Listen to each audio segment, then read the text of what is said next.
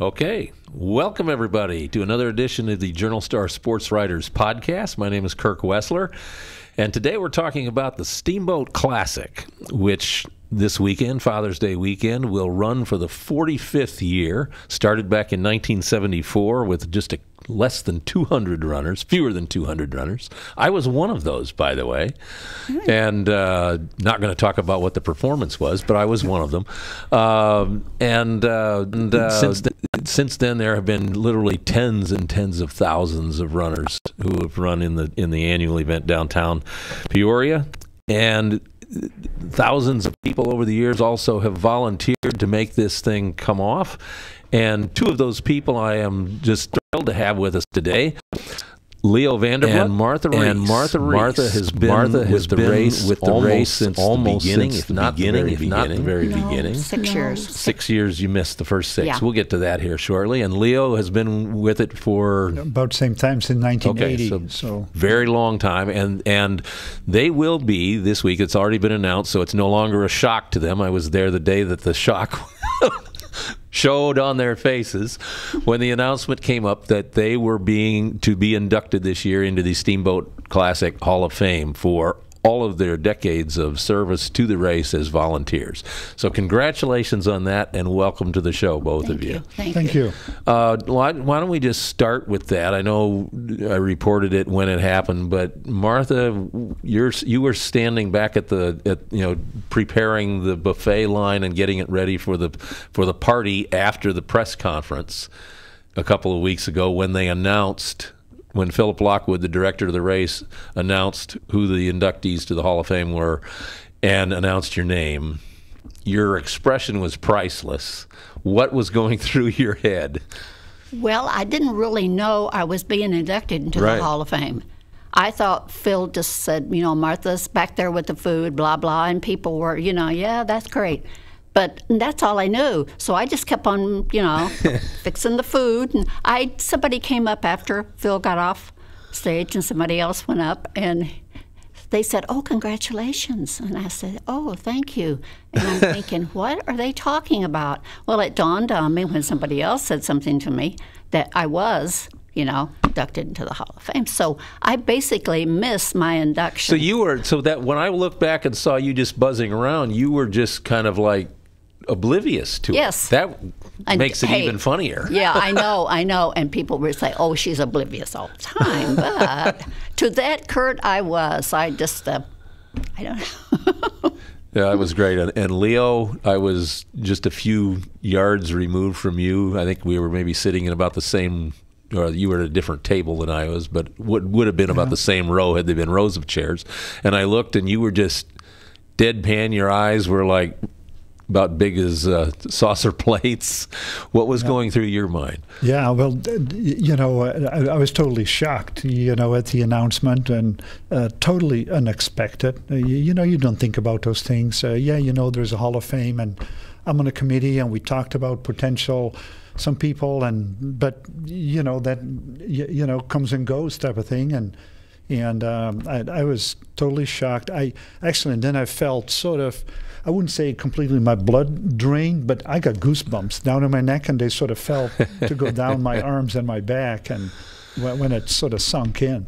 Well, I've got to tell you, the honor is well deserved by both of you. You people, if you have not been to a Steamboat Classic and you go, these are two people that you will not miss if you go. They are anything that's related to Steamboat. Leo and Martha are there, and once you meet both these wonderful people, you'll never forget them. They're terrific. Martha, how did you get involved? Your daughter was a runner, right, for the old Peoria Pacettes. Right. Is that how your relationship with all this started? Yes, she was 7 years old. Okay. And Dave Miller saw her running in a little local park district race that they had in the summertime for the kids out at Mine and Phil. And she beat all the boys and everybody else. She just took off, and, it was her first little race. So I knew Dave from previous meetings at different events because of his being a coach, and my older son ran. So he asked if she would like to go to, a meet. Well, she had never been to one. And I told you this, that, she was in a bunch of little relays and came home with medals, and then she thought that was the most wonderful thing in the world. Well, then that was just track. And then they, years later, they decided they would do cross country. Mm-hmm. So we still met at Mine and Field for their little workouts. And then 4 of them, they went for a run in Bradley Park. Well, they couldn't go in there by themselves. So I would kind of walk and jog a little bit, and I would yell ahead, "Are you guys okay?" "Yeah, Mom," And then that eventually I would run some, walk some, and then I entered a couple of races, local races. So my first shoes were not from Running Central because I knew anything about Running Central. So then were they just what, like old Converse gym shoes or something? They were or you actually Brooks. They were Brooks. Okay. They were Brooks. All right. And I got them from Bergner's when they had their sporting goods store in the basement. And, so that was my first shoes. And then I started going to Running Central, and oh my goodness, that place was just so tremendous, so welcoming, so helpful. You could put on a pair of shoes and run down the sidewalk to see if they felt okay. Well, who let you do that? Steve Sjostrom. Right. And the founder of Illinois Valley Striders and the Steamboat Classic. Yeah, and Running Central, right. It was just a wonderful thing. So after running a few races and going in there and talking to him, eventually he asked me if I'd like to be on the IVS board, and I said yes, not knowing what I was saying yes to, and loving every minute of it.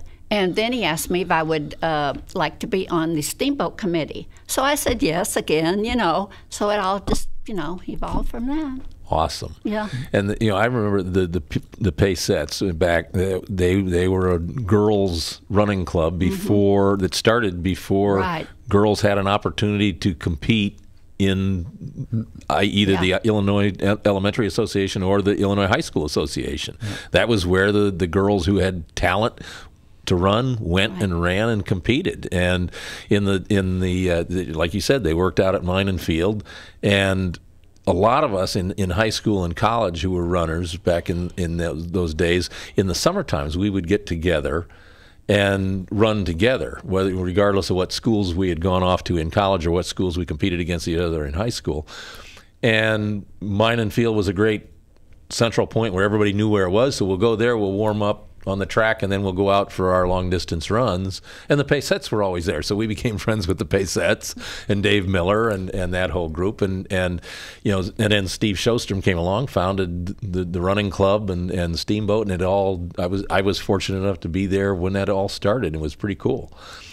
Yeah. So go ahead. And Dave Miller was Bev Rowland's coach. Right.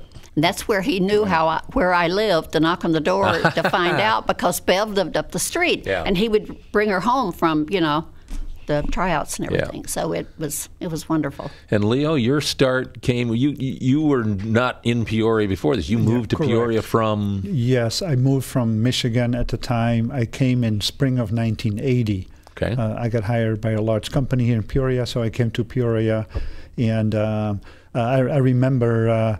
I remember very well the first day. Well, I moved here in an unfurnished apartment, so there was a quick move on a Saturday, and on a Monday I started my first day on the job. And I had never been in Peoria other than an interview, and didn't know my way around, of course. So a couple of colleagues that I was working with say, we usually go out to lunch. You want to join us? Sure. Didn't know anybody, didn't know where to go, what to do. And this was at Foster and Gallagher, it was in Galena Road, so there's no restaurant around there. You have to come into town. I said, but there's 2 things I really need to do. And can we do that while we're at lunch? And sure, what is it? So, well, I need to open a bank account. So, and I want to stop by at this place called Running Central I know it's on Main Street, and I want to stop in there and see about the running community here. So that was my 2 stops, my first day on the job, and stopped in at Running Central after the bank, and the guys were, coming along too, and they knew where I was. And so Steve Sjostrom was there in the store, introduced myself, and vice versa, and we clicked off right away. And so I said, well, I just came into town, and I want to hear about the running community. Well, I heard about the running community. So, and on the spot, I became a member of the Illinois Valley Striders. And Steve was a heck of a recruiter, wasn't he? He certainly was, and became, one of my best friends over the years. Right. So then shortly thereafter, I'm sure he was putting you to work as a volunteer. Sure. What evolved, and tell us what you do and some of the roles that you've played over the years for Steamboat and continue to play. Right. Well, it started as like, okay, where are some needs, and I always, as far as Steamboat, I was and still am a pretty competitive, pretty good runner, competitive runner. In those days, you're being modest, a little more, but anyway, and so I really. So I got to help, but I always said right from, probably the first Steamboat, definitely the first one, I didn't help because I didn't know what it was. I just got here, lived in Peoria area for 2-3 months, and here's my first Steamboat race. But I saw, the opportunity. So, wow, this is a great group, and of course it's the same people that you see at other races and so on. And so one thing rolled to the next. I started to help, and I always said, hey guys, I help whatever I can do, I help, but I would like to run the race. Oh, no problem. So, and I've always kept it up for the last 35, 38 years. It became a tradition that actually I'm the only one on the core committee that is not, that is not running, that's running the race, so to speak. And we kept it up that way. Yeah. I started to just volunteer wherever the need was, and that rolled into, we started to build up at the time an expo, because that was in the mid-'80s when we started to become more of a big focus regional run, and then a national run. International runners came and of fame and name.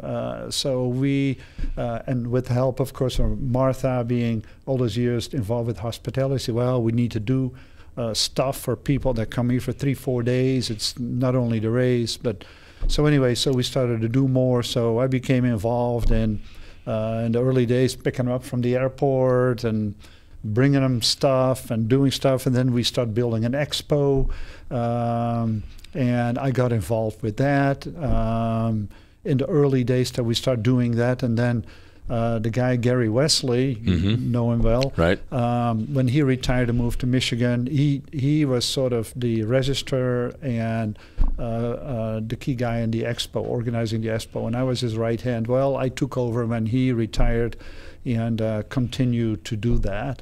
Among other things, we developed a marketing committee about 10, 15 years ago, become more formal, doing advertising and build out the race on an annual basis. Right. And become an organizing committee. It get more complicated, and with due respect, as far as logistics, police, city, park, everything else, everybody's involved in town, every organization. We have built great relationships, and of course with the newspaper.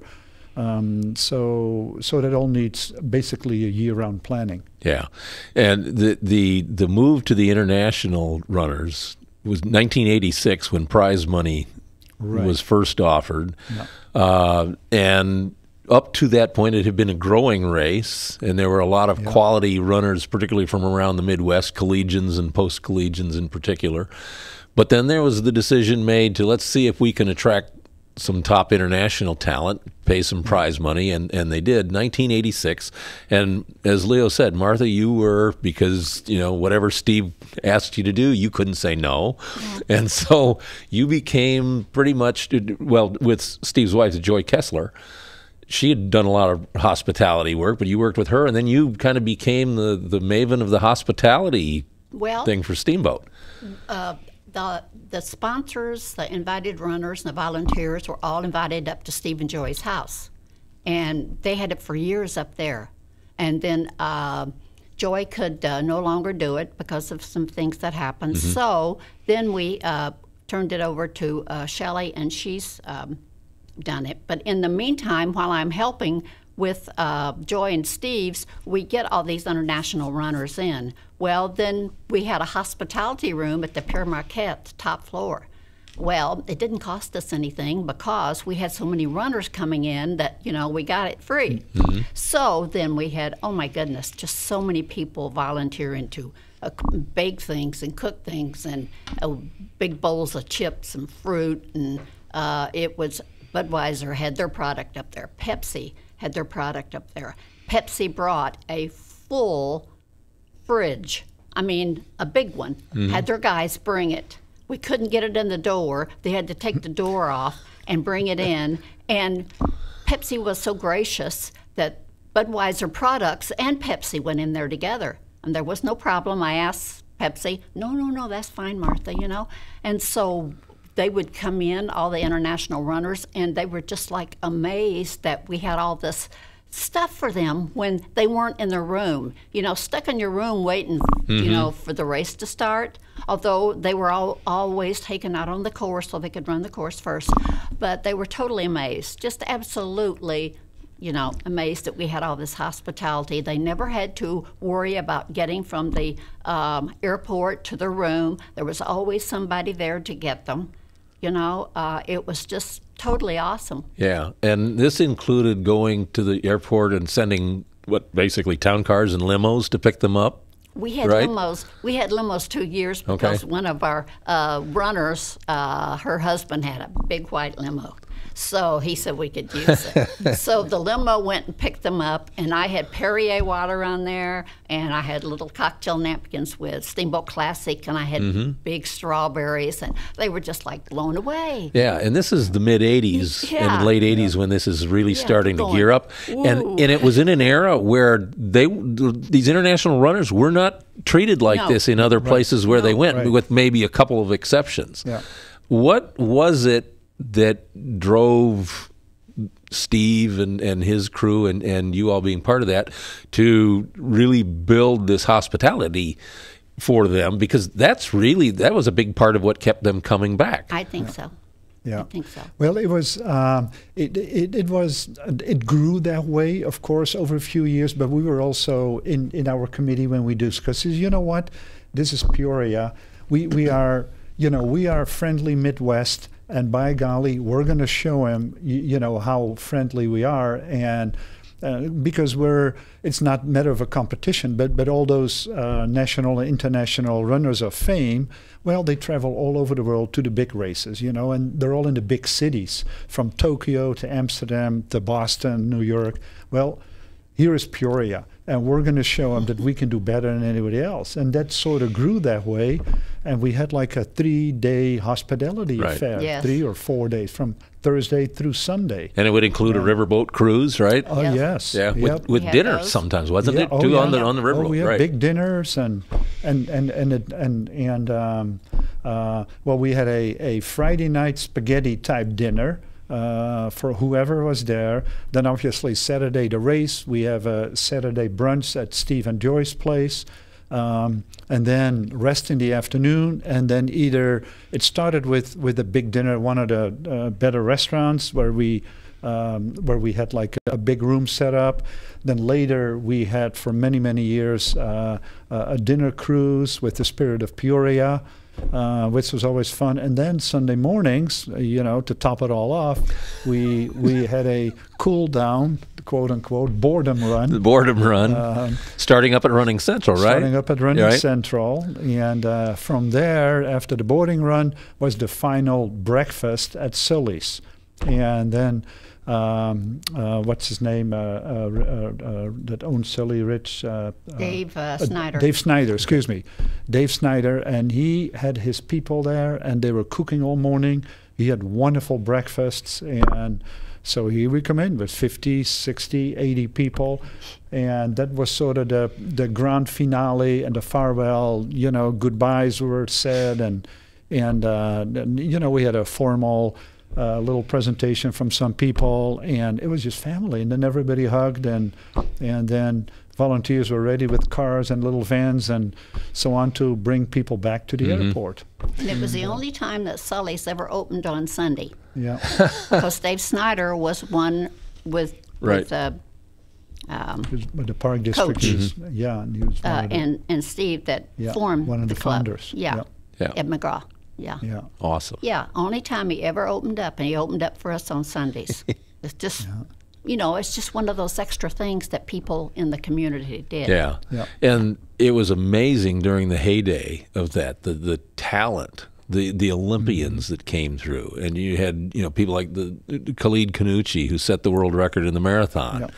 Won this race 3 years in a row, and Rod DeHaven and Colleen Durek and so many other Olympic athletes that came here and made it a point to come back here because they loved running this course. And obviously the speed of the 4-mile course being virtually flat with that downhill finish to the riverfront made it famously the world's fastest 4-mile road course. Yep. Lorraine Miller, she brought her Olympic medal for us to see one year in this purple velvet box. I remember opening it up, and we're all standing there, eyes are that big, you know. It was just, this is an Olympian, you know. So, yeah, they were wonderful, gracious people. There wasn't, I didn't see any egos in any of them. They were just, they would pose for people, autographs, hug you, especially if they came back more than, you know, the second year, they would recognize you as, you know, they'd give you a big hug, how you know, doing. It was just the neatest. Yeah. Yeah, it started, Kirk, Martha, you remember too, in, I think it was 85 with Arturo Barrios. He was a young talent out of Mexico, and nobody knew him. That after Steamboat that summer, I went to Europe and talked to my running buddies there. And said, who's that? Who's that? So, well, you will see. You know, within a couple of years or so, I says, I bet everybody in the running community, world community, would know him. Well, 2 years later, he was world champion 10,000-meter track. And, you know, nobody knew him when he was like 19 or 20 and came to, he lives in Phoenix, where he has a sporting goods store right now. And I kept in touch with him, and on our 40th, 5 years ago, I invited him back to Steamboat. He came with his daughter, and we had a great time. And we had a daughter the same age, so one day he spent here all weekend, and the girls got together, and it was just really neat, you know. And he remembered, he says, man, he says, I remember this course, and he was so grateful to be invited back 25, 30 years later. And in the Steamboat Hall of Fame was kind of the brainchild of my late colleague Gary Childs. And Barrios, Arturo Barrios, and Steve Sjostrom were in that first Hall of Fame class, the inaugural. Right, absolutely, because you know, and Arturo ran that course. That's really where he made his mark, right? I mean, he ran 17:34 for that 4-mile and caught the world's attention. Here in Peoria. Yeah, exactly. Yeah, and he went on to big fame. Right, became an Olympian representing Mexico. It's just a remarkable story.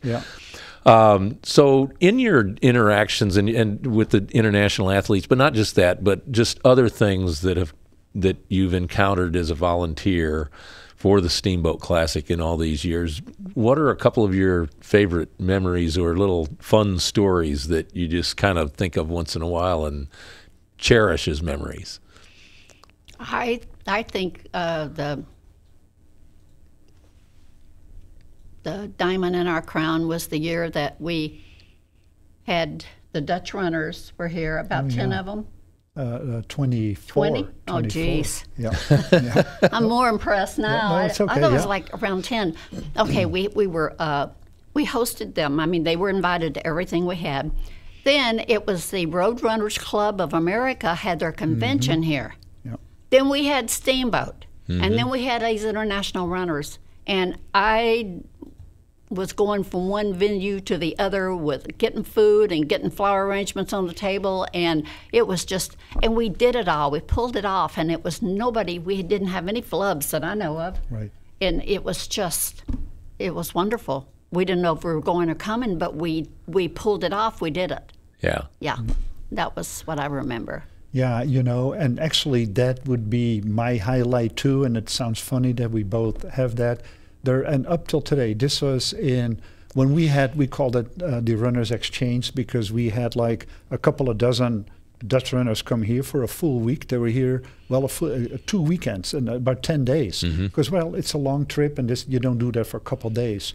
So they all stayed with local runners, whoever volunteered, say, yeah, I'll have one or two, a couple or whatever, and for those 10 days. And then the year later, we, as the hosts from here, we went to Holland for 10 days. And that was in the early 90s, so quite a few years ago. And there is still several, like 6 or 7 or so from us that still on an annual or more than annual basis still have contact with, there is still several couples here in Peoria, IVS members, that every year go to Europe for vacation, and they either vacation together with the people that stayed at their place and they are them, or at least they visit there on their way to maybe other places in Europe. And there is still Dutch people that come to Peoria area to visit from time to time their hosts. Isn't it great? It's tremendous. Yeah. And it's part of friendships for lifetime. Right. And you guys touched on it earlier about the Midwestern hospitality, and that's almost a cliche out there, good old Midwestern friendly hospitality. But this town, I've always felt, I grew up here, so I've got a special heart for Peoria, and I'm biased. But there really is something special about this community when it comes to friendliness and to hosting and the ability to pull together just a large and dedicated and talented volunteer base that includes people like you. But there's lots of people out there that do these kind of things, whether it's Steamboat or the state cross country meet or the state basketball tournaments or any of the other events that come here. This is just a wonderful community that steps up and does it first class. And you know what? And you're absolutely right. And you know what? A big key to this, and you mentioned already, the friendliness and of course the population. But another big thing I want to mention is the city, the city with their police department, city works department, then the Peoria Park District. Those entities, they are all for it, and they all, hey, if we go ask, we need some help. Okay, what can we do? And that makes a lot of those things so much simpler.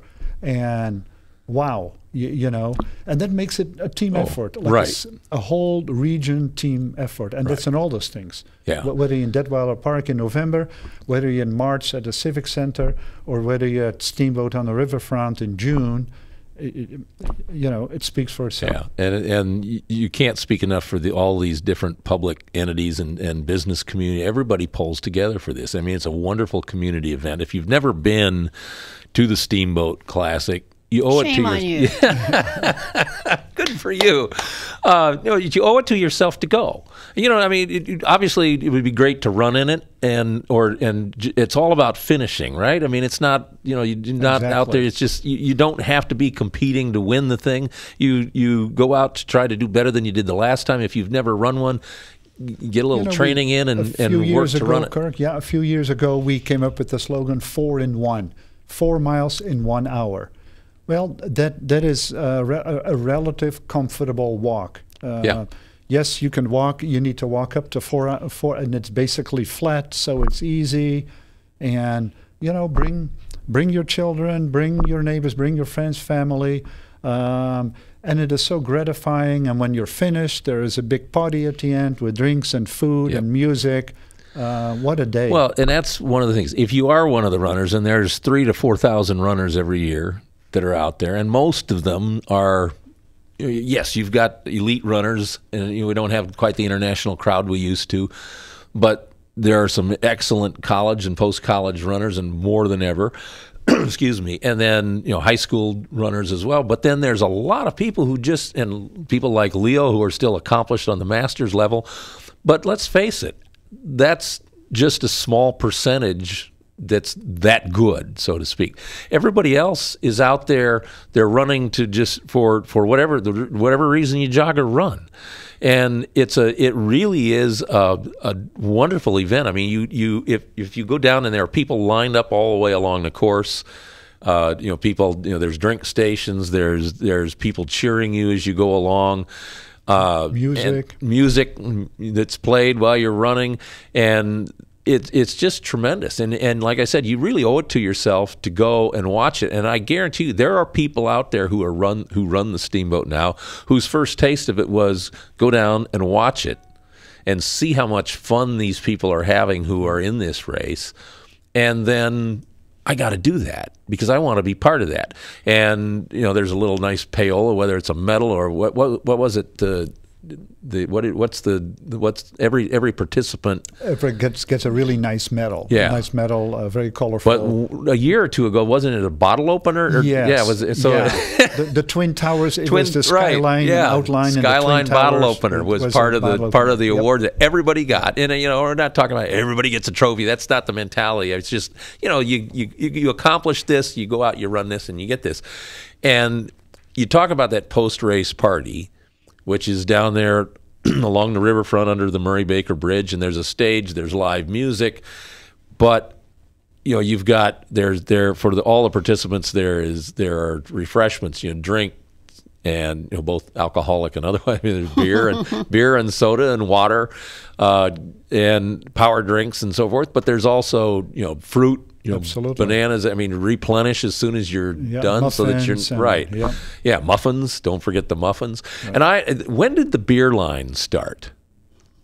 I mean, for the participants, do you remember when they started having beer? The beer. Well, it was when Budweiser came on as our sponsor. In the 1980s, probably. Famous Bar was our first one sponsor, and then I think Budweiser. When Brewers came on board, that's over 25 years ago. Yeah. And I always got a kick out of it because within the Steamboat race, there is a group, an unofficial group, who has a race within the race, and the winner is the one who finishes in time to be the first one to the beer line. Exactly.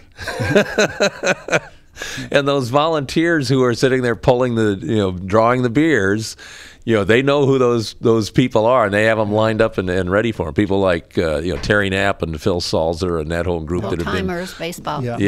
Old Timers baseball group. Yeah. They're out there, they're pulling those beers and all, and I mean, somebody, I can't remember who it was back. I remember when I was in college, talked about beer. Because it's carbo loading, right? Beer is the water of life for distance runners. Right. So you can have your first one at 7:30 in the morning. That's right. You run the race and you go to the beer line, baby. Yeah. It's a great deal. And it's so much fun. It's a great event, and it's a big part of the reason it's a great event is people like you, Leo Vandervlugt and Martha Reese. We thank you for coming by today and sharing some of your experiences and memories of Steamboat. It's a great event. It's this weekend on the Peoria Riverfront in downtown Peoria again. The races begin. There's actually two races. It's a 4-mile race, which gets most of the attention and the largest number of participants, but there's also a 15K, but they run basically the same course. They start on Main Street and head up to, I always get Madison and Monroe mixed up. Up to Madison and Monroe. And then head Madison out to Glen Oak Park. And the 4-milers go around the Ingersoll statue there at the bottom of Glen Oak Park and return to Hamilton Boulevard and then head downhill to Water Street and finish on Water Street. The 15Ks get to do 2 laps up and down the hills of Glen Oak Park. Used to be 3. But and it's fun because we're like, what is it? They like to bill it as the world's fastest 4K and the world's toughest 15K, which is it's probably true. I haven't had the pleasure of running around the world, but Leo, I know you have competed some internationally, but I can't imagine there being a tougher 15K course. I do not know it. I do not know it. And especially in the June heat. Yeah, I always ran the 15K. I ran the 4-mile. The first 2 years I was running, and then from then on, I loved distance. And when you had to go up that hill 3 times, I remember Donovan passing me one time going, good. You're looking Are you good, talking Martha. Tim Donovan? Yeah. He goes, "You're looking good, Martha." And I thought, liar, But he was cheering me on because the man had won it. I don't know how many times. Yeah. So for somebody like that to lap you, it would, it was common. And there was a guy who obviously became a terrific runner, and it's just testament to sometimes you don't, talent emerges a little bit later. Tim and I were rivals in high school. Mm-hmm. And, we were on the same page in high school. And we quickly became off the same page. Uh-huh. And, he finished, wasn't he in the top 15 or something of the Boston Marathon, I think, one year? Did, yeah. I mean, he was really, really a world, national and world-class runner. Yeah, I'm just trying to think. Was he 10th once in the late 70s in Boston? Yeah. Yeah, he got quite. He did very, very well. Yeah, so that was quite. Yeah, he obviously he loved the 15K here. Mm-hmm. Yes, he would come back. Year absolutely. And we got to mention Tim Breaux, East Peorian, who came back and won this race when it was in its heyday. He's one of the handful that have broken 18 minutes on that course. He's an Olympian. An Olympian, that's right. Yeah, and 3-time national champion in the 5,000. Yep. So, all right. Again, Martha and Leo, really thank you for coming today. You're welcome. And just remind people, 7 a.m. Saturday, the day before Father's Day. What's the date this year? The 16th. The 16th, thank you. It starts, like I said, starts and finishes downtown Peoria, and big party on the riverfront afterwards with awards and bands and refreshments and everything. It's a terrific event to come to, so hope to see you down there on the riverfront this weekend. Once again, this has been Kirk Wessler for the Journal Star Sportswriters podcast. We'll talk to you next time.